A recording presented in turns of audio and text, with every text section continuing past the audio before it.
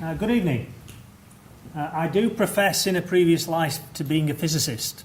Manchester University, 76 to 79. I probably now have the moniker of Jack of all trades, master of none. So when I was asked to do this talk and look at how we could deal with physics, I spent some time thinking about how to focus it.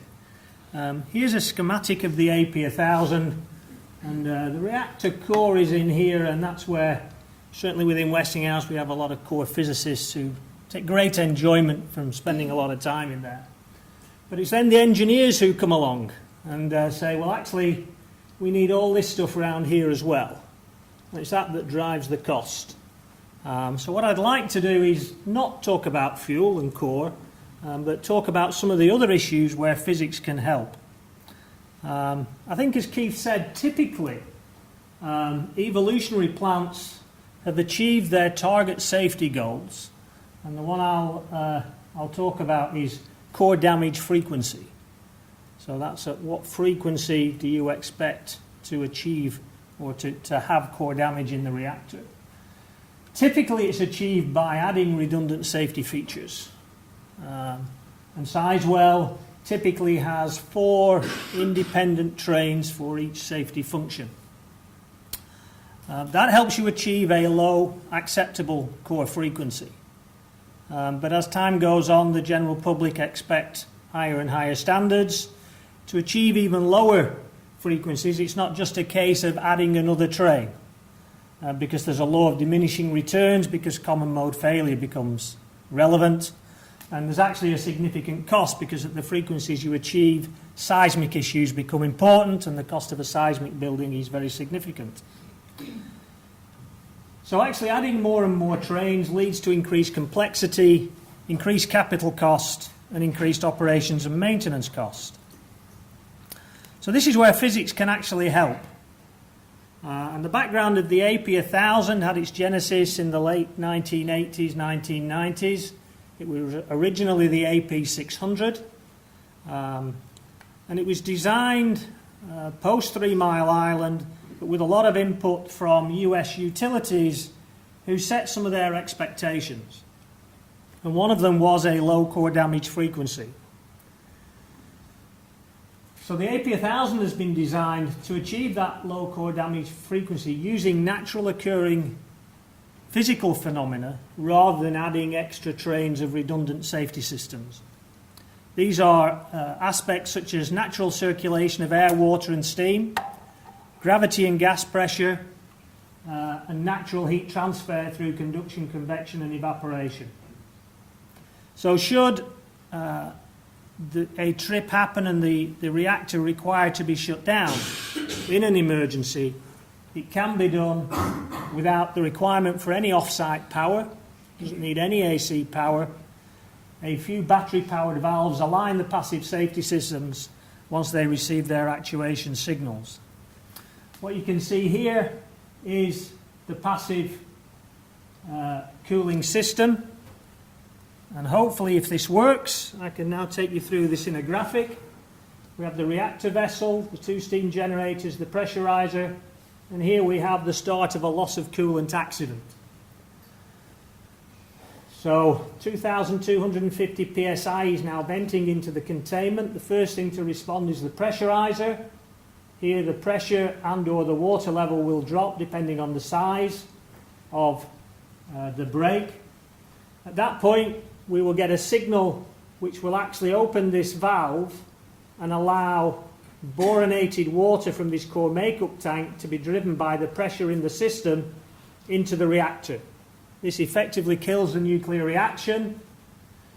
What then happens is we then circulate the water through this large tank of water to provide cooling. The reactor system is then depressurized and vented into this system. And the reason we do that is to take the pressure down sufficiently low that we can then get a further injection from accumulators. Again, this is boronated water. So once the pressure drops to 700 psi, we get a further injection of boronated water. Then to depressurize the system further, we have a stage 4 vent system that then takes the pressure down to system by venting into the containment building itself. So at this point you've then got a flow of water now through this large tank of water purely by passive means. There are no pumps, no active systems. It is purely by gravity and by convection. Eventually this tank will boil as the decay heat is taken away from the fuel through this heat exchanger into this tank. This will boil, but then on the next slide I'll show you how that condensate then, how the steam is cooled, the condensate is then collected and returned either into this tank or into a sump, which then feeds through, again by gravity, into this system. So the whole system, once it's been actuated, requires no human intervention, no AC power, and takes the reactor to a stable, steady state. But I guess the question is, but you've vented then the reactor pressure into the containment building. Here's the containment building. Here's the aircraft shield that sits around it. Normally we would have an airflow here, down and then up the side of the containment. If we were to have this abnormal incident, the steam would condense on the containment walls, return into that large water tank, and then to enhance the cooling capability, we have a large tank of water here that drains over 72 hours, so it gives a significant period of time to react to provide the passive cooling. So the ultimate heat sink for the fuel in an accident is the atmosphere. So we're not relying on sea or river cooling or any active systems. If there was a severe accident, and this is beyond design basis, but if there was a problem that did cause core melt, it's a very, very low frequency, what can happen is the operator can actually open a valve from that same water tank we saw before. It floods this cavity and then allows water to rise up here, down then between the insulation and the reactor vessel itself. That then provides cooling to the reactor vessel that holds the corium or the melted core within the reactor vessel itself. That water obviously heats up, converts to steam, and then is cooled by the cooling of the containment system. So those are 3 passive systems. What do they actually do?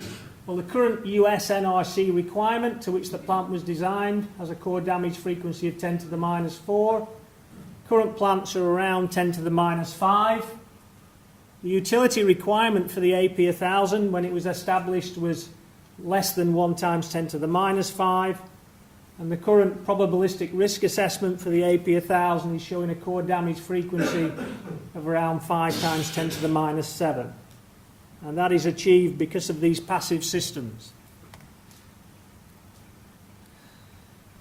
What does that mean to the plant? It actually means you do have a smaller plant. So you have 50% fewer safety grade valves, 35% fewer pumps, 80% less safety grade piping. The seismic volume is significantly reduced, 45%, and 75% less cabling. So in terms of layout, I showed you the picture earlier, the colours showing all the different trains. You can see that the AP1000 is significantly smaller in layout than Sizewell B, and you can see that the actual seismic volume, i.e.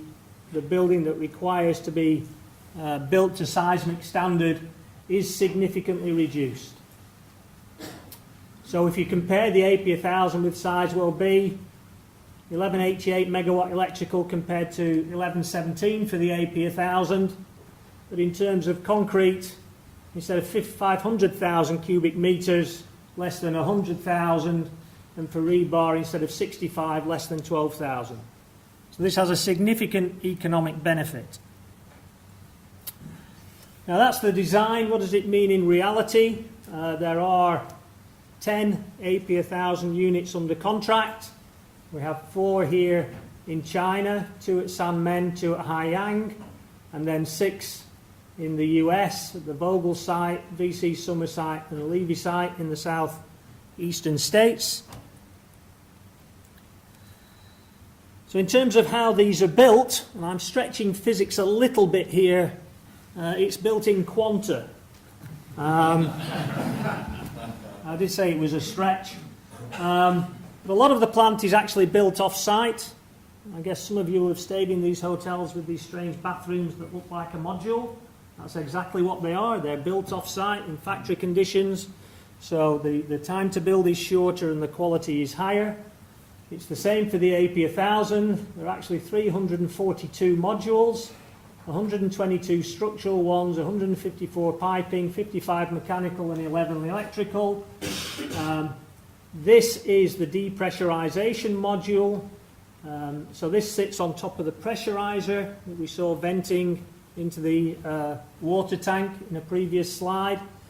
This is a typical pump and valve module, and these are typically sized like an isofreight container, typically of that size for ease of transport. Here's a raceway. I guess that's what we would call a cable tray. I apologise for the American words, I didn't change that one. And then the final one is the structural modules. The AP1000 is different than its predecessors. Predecessors tended to use conventional rebar and concrete pour. The AP1000 uses structural modules. These are typically steel, concrete, steel sandwich. Here's an example of one under fabrication. You can see these are fabricated in a typical mechanical shop. You have two steel plates, and then inside you have some angles and some Nelson studs. These are assembled in sub-assemblies in the factory. They'll then be assembled into larger modules. This is what's known as the CA20 module. You can see these are pretty large modules. Again, assembled off-site but close to the site. And if I can get the technology to work.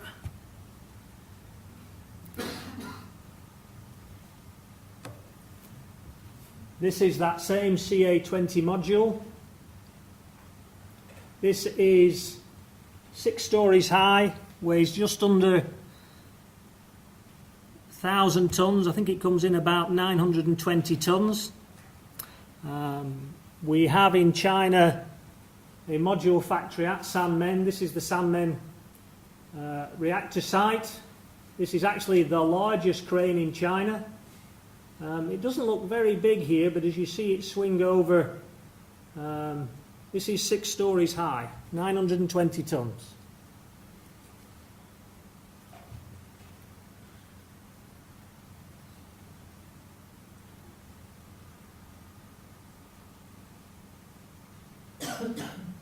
So here is where the containment vessel bottom dome would sit. So the construction is phased. Already being built off-site is this dome and the first 3 containment rings. So as this is put into place, the bottom dome comes next. You'll actually see some people running around here. The question I usually get, and certain senior management in Westinghouse said, as this is swinging around, why did you place it when it was so windy? I had to explain it was time lapse.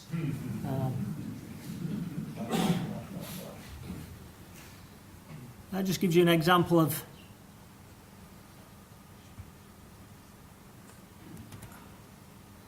and then here is that module in place, and here's the containment bottom dome again being lowered into place. As I say, current status is we now have the first 3 rings in place stacked up here.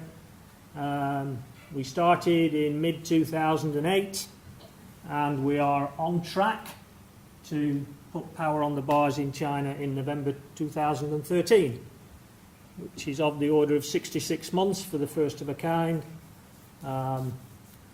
It hasn't all been plain sailing. We were at one point about 6 months behind, but the benefit of modular construction is it does allow you to recover that time. Thank you.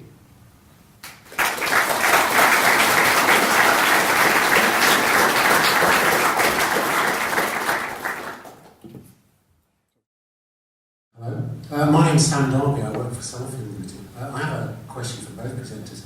How much do these reactors cost? I'm not sure we're able to say it. Ben, do you mean cost or price? I'm not sure what you mean by the difference. The difference is the price is what someone will pay to buy one. The cost is what it costs Westinghouse to erect one. The difference is typically called profit. Let's talk about the price then. I'm not sure either of us can really discuss that at the moment. Now, we are in a very price-sensitive time. We are about to both place bids into Horizon Nuclear Power For a project, so it's the probably price not knowledge is appropriate commercial value. to talk prices today. My name is Chris Holland from AMEC. I was just wanting to ask a question for both of you actually about your take on building the first of a kind plant outside of the country of origin before it being licensed in that country as well, and some of the lessons that you've learned from that and good and bad experiences. I think it's been pretty difficult to build the EPR in Finland. I think that's recognised. Many unanticipated issues arose due to application of local technology, local standards of reinforcement bars for the concrete containment, local standards of concrete aggregate, and many of these factors did have resulted in delays in construction. I think for OL3, it was the first reactor to be built in Europe for 25 years. It was a big learning curve, both for us as a constructor and for our suppliers. Wherever the plant had been built, I think we would have encountered difficulties. I don't think it was a function of it was Finland. It is just many unanticipated issues arose. Fortunately, we seem to be getting better from the learning experiences in Finland and France, and the progress in China is very fast. And that's all I can say. I don't think it's country specific. I think we would have had the issues in Finland wherever we'd have built. I think for the AP1000, it's a slightly different story in that Westinghouse does not have an EPC contract. It is more of an E-contract with the Chinese choosing to do the PC side of it.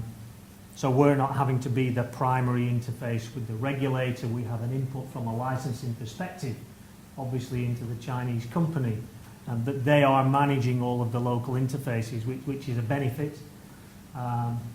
We have had some issues with first-of-a-kind engineering. I mean, it looks fantastic when those modules drop into place.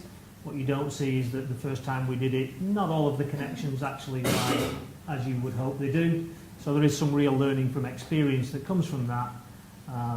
But one of the benefits, and a thing the UK has never done, is that if you do build a fleet, you get that learning curve and that learning from experience, which will reduce the lead time on future units. Alex Carroll from AMEC. What's your take on some of these other designs that have been proposed by your competitors, which are not applying for licensing in this country, that reportedly aim to lower the cost by having what you might politely describe as different safety targets? I wouldn't want to comment on the safety targets of a competitor's design. I mean, that's for that competitor.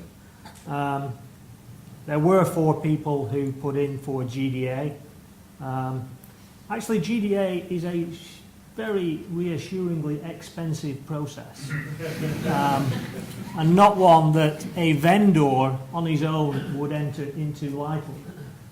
So I can't speak for the 2 companies who did enter and withdrew, but I suspect they possibly didn't have utility support, and hence were covering all of that cost themselves, which is quite significant. And if there isn't a strong prospect of a utility customer out there, it's a difficult case to make to your board for GDA? Obviously, the EPR design that we've arrived at was developed after a lot of consideration of European safety rules and practices. That has resulted in a plant which is a substantial size and pretty expensive to build, really.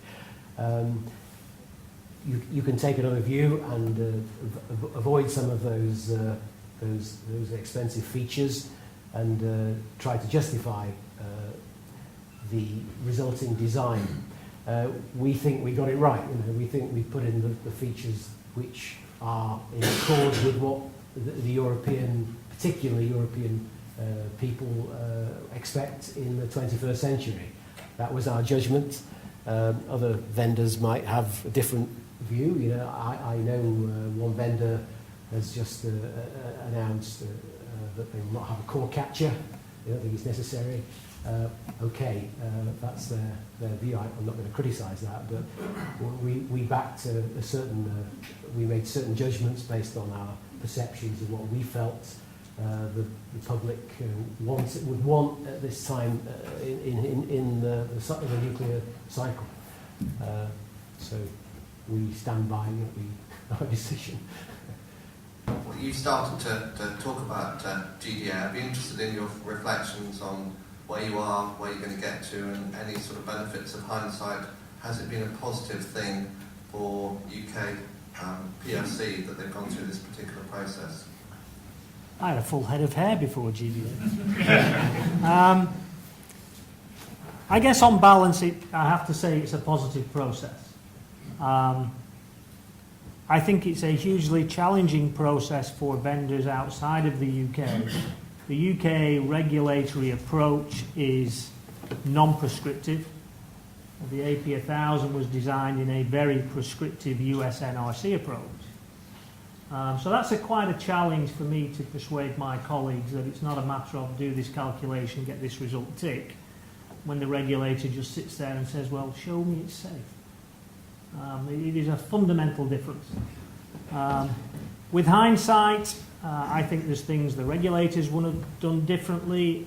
They were a little slow to man up. From a Westinghouse perspective, we were also a little slow off the blocks, and I don't think we really understood the difference in the regulatory approaches. So we have a design that is licensed in the US. We have a document called a design control document, which is 6,500 pages. And we thought, somewhat simplistically in hindsight, that, well, it's licensed in the US. There you go, Mr. Regulator. And he sort of pushed it to one side and said, well, just forget that. Start from first principles. So I think that's one lesson.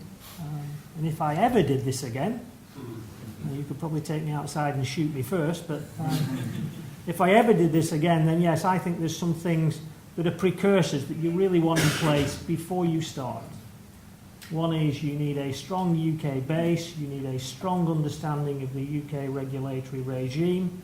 You need a lot of senior level backing because it is an expensive process. I think another of the positives, though, is the regulator has been more open publicly about the process. Whilst we can agree and disagree on some of the words he uses, I think the fact he puts out a quarterly report, which is open, it's balanced, it's clearly not a competition, but it gives a view on both designs. I think that is a good step forward for the UK. Certainly concur with the statement about the difficulty of licensing in the UK without a prescriptive set of regulations to use. But that cuts both ways. In some ways it can be advantageous to justify novel features of a design which might be banned or forbidden in a prescriptive regime. I think something like GDA was absolutely necessary. There's a lot of information in the design of one of these plants. Somehow that's got to be conveyed to people who have to make a regulatory decision. You need a mechanism for doing that, and GDA has provided us with a route for transmitting a lot of information to the licensing authority. If we didn't have GDA, we would need something equivalent, because you've basically got a lot of gigabytes of information to put in front of people that have to make some decisions. So I think it is some process like GDA would always have been necessary. I think, building on the question we carefully avoided right at the beginning, there are two sides to this. One is you have to prove it's safe and it meets the appropriate safety requirements. You also have a utility and you have to demonstrate it's commercial. And one of the big risks is licensing risk. And, you know, the accountants will put financial numbers against accounting risk.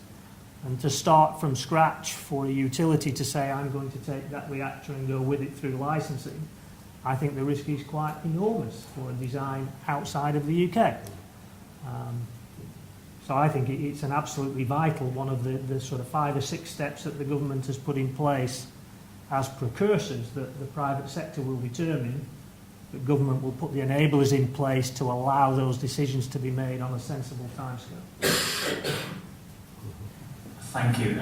David Kingham from Tokamak Solutions. I wonder if you could each comment on what you think are the major constraints to increasing the uptake of nuclear power, either in the UK or worldwide.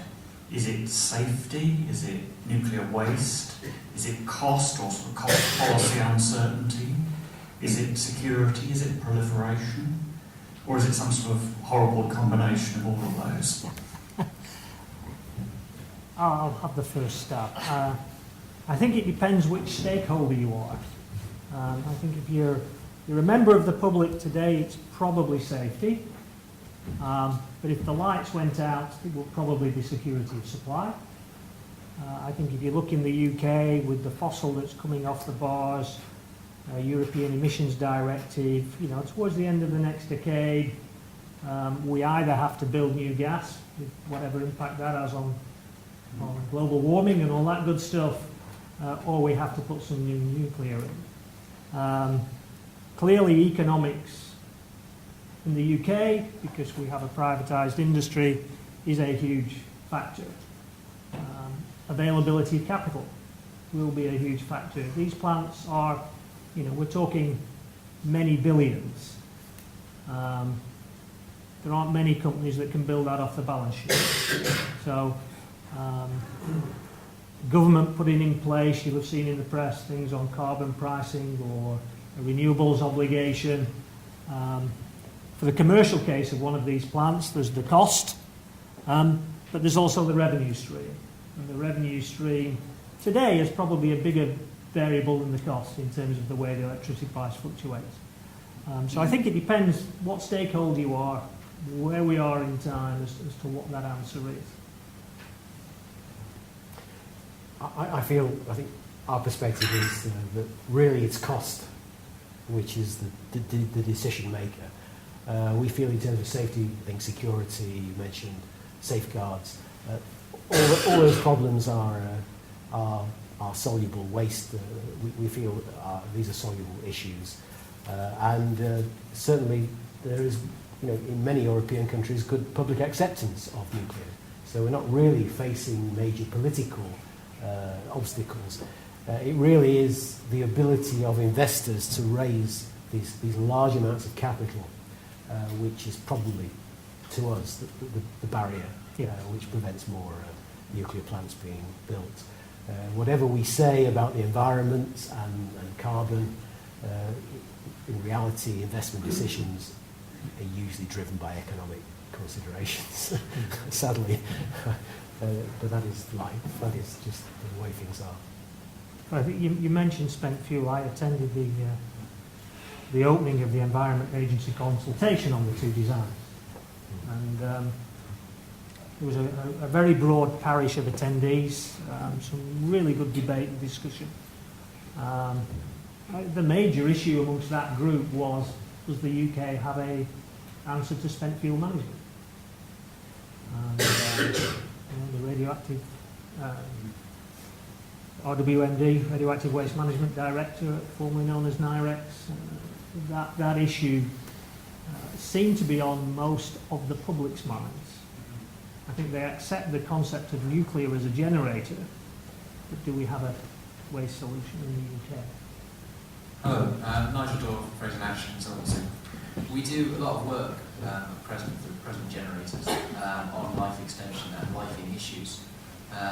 Clearly, as the designer, it's into the actual operator's hands to a large extent, but how much consideration has been paid to, for example, magnet stations have had quite noticeable life extensions on Wilbur and Albury, to the ability, because you state 60-year life, and obviously the availability of data for your designs, especially for that length of time, is, should we say, low on ground.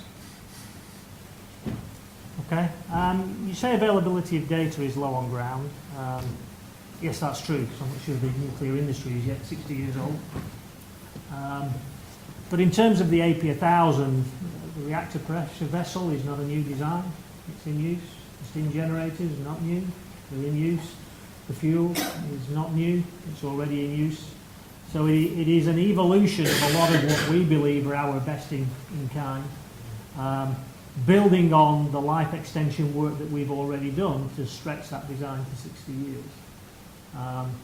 We have in the US a thing called the European Requirements Document, and there's a program in Europe called the European Passive Plant Program, both of which have significant utility input in terms of learning from experience, from their experience as actual operators into the design process. Yes, I think I would challenge you on that statement that we don't have the experience. The French are pretty well 100% nuclearised. Their power system. They've got 58 plants running. They've been running them for over 40 years in some cases. And all right, they've not run one for 60 years, but they're pretty clear on the ageing mechanisms that they've got. They have a pretty good understanding of how these plants age, and they can make extrapolations. And so I think you can be pretty confident how these structures and these components will behave over a period of, 60 years compared to the operating experience that we've got is not such an extrapolation. No. So I think we can be pretty confident. I know, and PWR operators around the world are talking about extending the lifetime of RPVs to 70 or even 100 years. These are plants that were designed perhaps for 30 years. So I think with a technology like PWR, we can be pretty confident that there is good durability, and even if we've never actually run one for a century, yes. It looks like we're going to achieve that. Solutions. What restricts present the number of reactors Westinghouse and Areva could or can build? Is it the request, or is it the capability of industry or supply chain? So if money would be a question, if we're planning to build 20 reactors, practically how many reactors could be constructed at the same time or being under construction?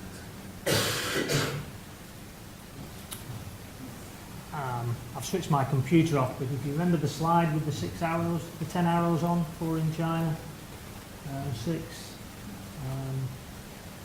We believe we could start 4 a year. I can't do the sums in my head, however, how many that would be going on in parallel. Today I would say the limiting issue is probably the supply chain of some of the larger vessels, forgings.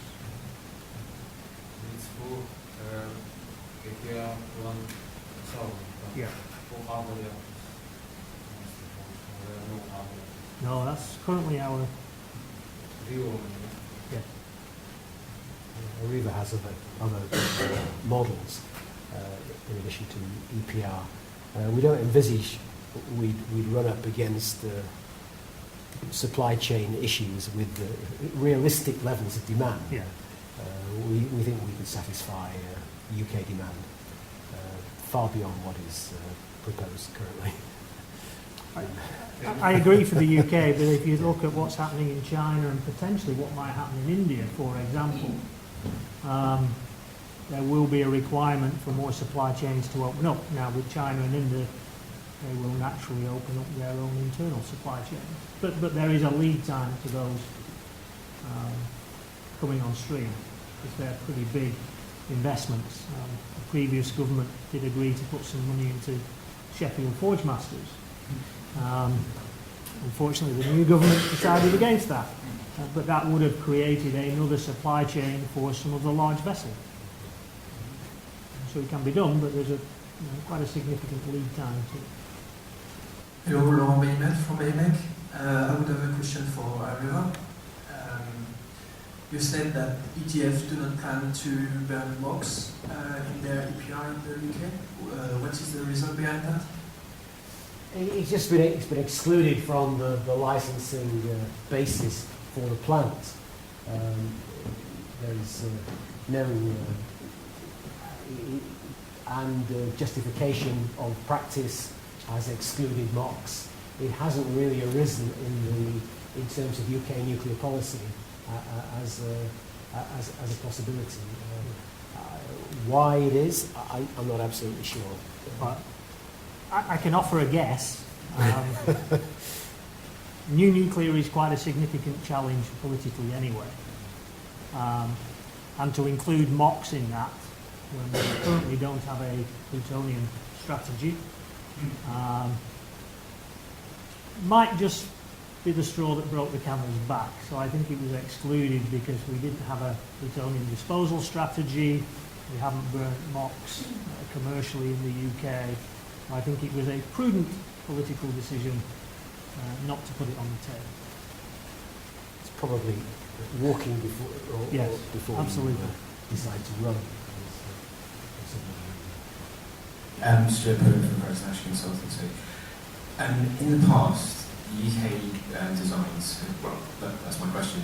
In the past, British reactor designs, the design authority has been typically held by the operators. Now, this is probably a question for the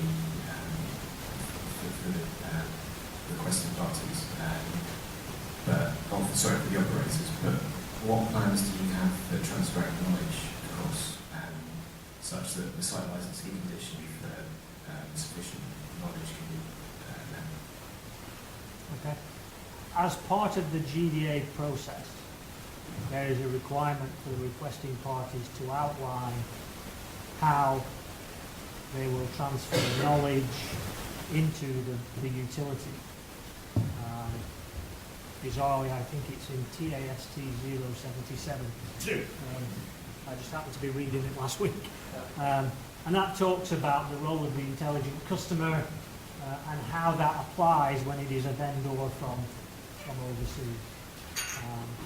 So we have programs in place that we would institute with any future utility, which would ensure that we transfer design authority capability to them. They can build an intelligent customer capability that we are then retained for our design background. It's a good idea commercially. I also think we should remember that the potential operators who are coming forward in the UK actually have an awful lot of knowledge already. They usually, Horizon, for example, is really part of, is a daughter of two very large power companies who have a fantastic exemplary record in nuclear plant operation, and operating PWRs not too dissimilar from the type that we're offering. So I don't think really there'll be any problem for these organisations like that to establish a design authority to satisfy UK regulation. They could probably teach the UK a few things, in fact, about nuclear management based on their own domestic experiences. So I don't think there's too much of an issue in the context we're in. And in fact, the future utilities have been extremely helpful as part of the GDA process. They've supported Westinghouse in attending technical meetings with the regulators. If asked, they will offer their views, and it actually does give some comfort to the regulator.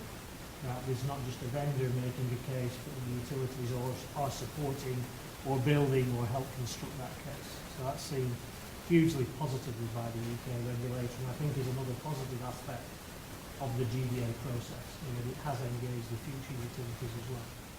Thank you. Hello, I'm Vera Hazelwood. I'm from the Smith Institute for Industrial Mathematics and System Engineering. I have two quick questions for both speakers. So first, how close are you to fully completing the GDA process? And second, Keith, you mentioned that you expect the first EPR to operate by 2018. What are your plans for starting constructions in the UK? And the same question for Simon. I know you did mention in timescale, but I wonder if you have something in mind. Thank you.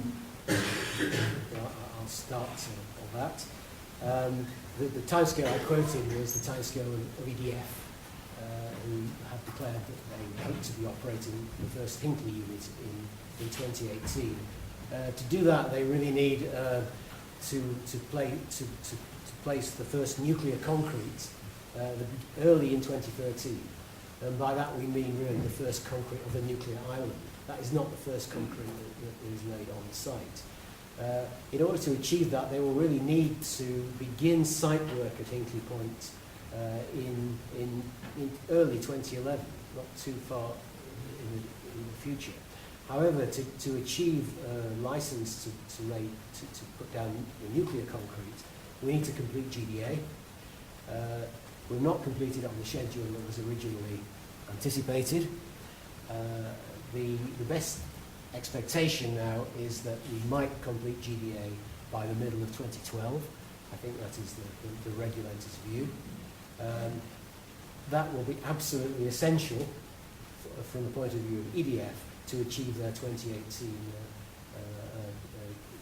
their deadline or their target for generation. For achieving that, we have a number of issues still to resolve. We think, from our perspective, they're all resolvable on that time scale.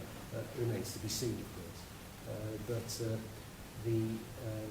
I think the 2012 end date is very, very important if EDF are to achieve their company's objective.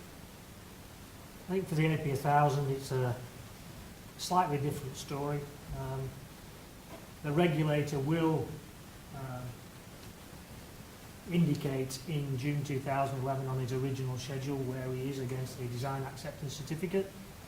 He has indicated that both designs can get an interim DAC. If you go on their website, 10:30 this morning, they issued their quarterly report which confirms that there are no showstoppers, so they believe both designs are licensable.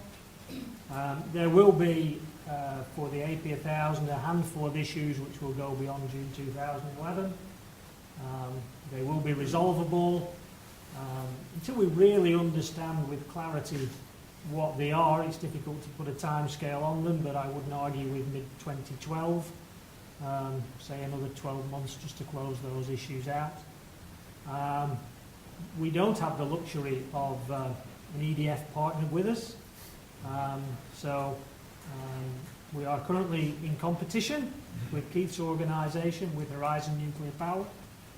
They are indicating that I would like to be on the bars 2019-2020, which means for the AP1000, first nuclear concrete would be end of 2013-2014. So the timescales still work for us. Ed Parry from Circa. Can I just ask how many firm orders you're expecting to come out of the price? And do you think that the UK will be able to replace the nuclear it's using without direct government funding? Currently we have firm orders for 10, 4 in China, as the slide shows. UK, we have a round fat 0 today. But again, I think it's fairly common knowledge in the press that Horizon will make a technology decision sometime next year. And that will be for around, trying to do the sums in my head, 5 gigawatts at Wolfer, which would either be 2 of those or 3 of these. So yeah, we have firm orders really for for 4. Oh, no contracts yet. Nothing signed yet. But yeah, obviously EDF have declared very publicly they want to build 4 EPRs, 2 at Hinkley Point and 2 at Sizewell. So that is pretty secure, but in terms of other orders, we're also on 0, but we're competing very hard with Simon for getting the Horizon contract, and that for us would be 4 further units. I think 2 at Hinkley Point and 2 possibly follow-on plants at Ardron. That is there. But they are not the only utilities in interested in the UK. There are other utilities who have purchased sites, and but they're somewhat more in the distance, perhaps. Yes, and I would probably call them Wave 2. So if Wave 1 is Horizon and EDF, there will be an announcement next month for whatever Scottish and Southern, Iberdrola, GDF, Suez are going to call their combined entity. They have land at Sellafield. I suspect we're looking 2022, 3, 4, 5 for that entity. You mentioned the need for public subsidy. I don't think anybody in the industry now talks about public subsidies, but we do talk about carbon price. Yes. And I think the industry would like to see a guaranteed minimum carbon price considerably higher than it is at present. Yes. And I think if that happens, there's much more likelihood of these projects going forward than if it doesn't. Because that would benefit all non-carbon technologies. It's not just hence, by definition, isn't a subsidy. Heather Beaumont from AMEC. There's a lot of talk in the industry about nuclear skills shortage. What impact do you think that will have on our ability to construct and then operate new stations, this sort of fleet of new stations that we're talking about in the future? I think construction is lack of trades and crafts is probably the main problem, actually. But I think that problem is soluble, really, just by investing in technology colleges. I mean, we've got a long lead time here to plan building up the workforce for the construction phases. EDF, I know, have made a big investment in Bridgewater College to basically train trades, craftspeople, welders for the Hinkley project. And that will be possible in other parts of the country. So I don't think we should worry too much about the skills required to construct these plants. In terms of operation, well, they don't really need many people to operate, really, the plants. And we'll see people being released from the decommissioning reactors. Probably we'll be able to handle it on the timescales we're looking at. So I think there are a number of it is a risk, there's no doubt about it. You look at the age profile, and it's no different here than it is in the US, where my parent company is. But there are a number of things established in the UK. Nuclear Skills Academy is doing some good work. The universities particularly have built up over the last 5 years significant numbers of people focusing in that area that 10 years ago probably didn't even exist. Certainly the construction skills, Westinghouse have teamed with Lang O'Rourke because specifically they have UK knowledge. I think things like coded welders, if any of you want to earn a lot of money, then get yourself off to night school now. I think there may be a slightly different threat, which is mobility throughout the industry. I mean, I joined BNFL 100 yards from here in 1979 when there was BNFL in the UKAA. It seems that we've sort of thrown everyone up in the air. It's the same people, but they all have different companies that they work for. And it will be interesting to see what happens, whoever goes first. And I know that British Energy, the AGR bit, are very worried about a brain drain because of the attractiveness of working on a new build rather than necessarily maintaining the old stuff. So I think there will be some mobility issues. Salary ratcheting hopefully will be a problem. We're all with you on that. But I think that there was sufficient prescience a few years ago to start to put things in place. And I think it was a recognition that as we moved into decommissioning big time, we needed to upskill, but those skills are just as relevant in terms of understanding nuclear. So I think we're quite fortunate. Whilst it's a risk, we're quite fortunate to have a lot of the bases covered. Paul Lear, International Consultants. A question for Keith. Keith, what do you think are the benefits for the utilities and for the UK at large in terms of going down a purely EPR route and conversely for Simon? What are the benefits in having a fleet split between EPR and AP1000? It's a leading question. Obviously, I would say there are benefits to utilities in having a small number of designs. Obviously, the cost of regulation is more easily shared, and if you have a strong owners group, they can exchange information, feedback experience more easily. And the UK is not a large economy, and obviously there is some logic in having unlimited technology choice, but obviously I am biased. I wouldn't like to squeeze anybody out of the market, especially Simon. If I step back and take my Westinghouse hat off, there's sort of two balances. One is clearly the learning curve and economies of scale. As they demonstrated in Korea with series build, and there's a lovely curve that shows the first of a kind cost, and then you get real economies with repetitive operation. But you are then with one design, and if there's a common mode problem, then you've got a really big problem. Now, I'm pretty confident there won't be one, but I'm not an accountant, and accountants help make some of these big decisions. To have two technologies today, I don't think is necessarily the problem it might have been, because nuclear has gone global. The days of the UK generating strange gas graphite designs, one-off after one-off, are long gone. Westinghouse has a PWR owners group that stretches right around the world, that meets regularly and shares information. So, even if there were only to be four of one design and four of another, they're part of a much larger global family. And back to GDA, one of the Westinghouse drivers, and I know it's an EPR driver, is standardisation.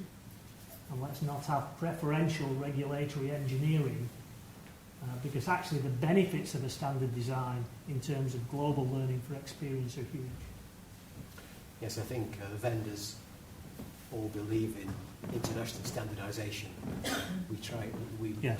We all suffer because of country-specific requirements, but that's a problem which I think is going to take a very long time to resolve.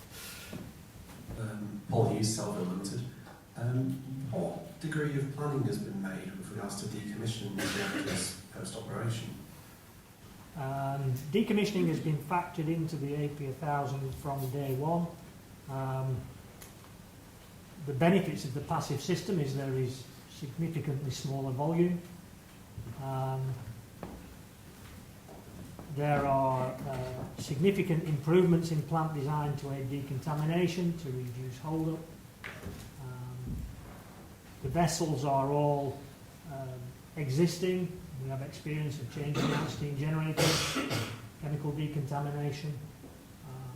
So we're pretty confident that decontamination, decommissioning is a low risk.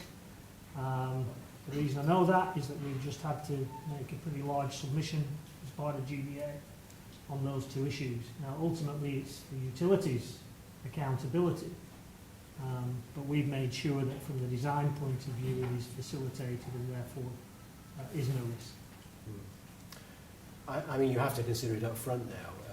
In this country, we have to have a funded decommissioning plan to put forward as part of our application. So we have to think a lot about the design of, in terms of how it can be dismantled, decommissioned. We have to think about the final inventories of radioactive waste and what materials they will comprise, and even what doses people are going to get handling them and how they're going to handle them. So that really is nowadays part of of the licensing process, even before the plants are built. So I think we do give a lot of thought to that in our design. We make sure there's easy access, we make sure we've got ways of removing components from the containment, ways of handling components to minimise impact on operators, impact on the environment. So I think a lot of thought's given to that question nowadays, perhaps far more than ever used to be the case. And we have taken some of these plants, the smaller 300 megawatts have been taken out of use, decommissioned, so we already have real-time experience. We don't have the issues that potentially you face at Sellafield with decommissioning a PWR. And the radioactivity inventories have come down a lot, yes, compared with 20, 30 years ago. Much less contamination there, much less volumes of contaminated materials. It's got a bit easier. Yeah.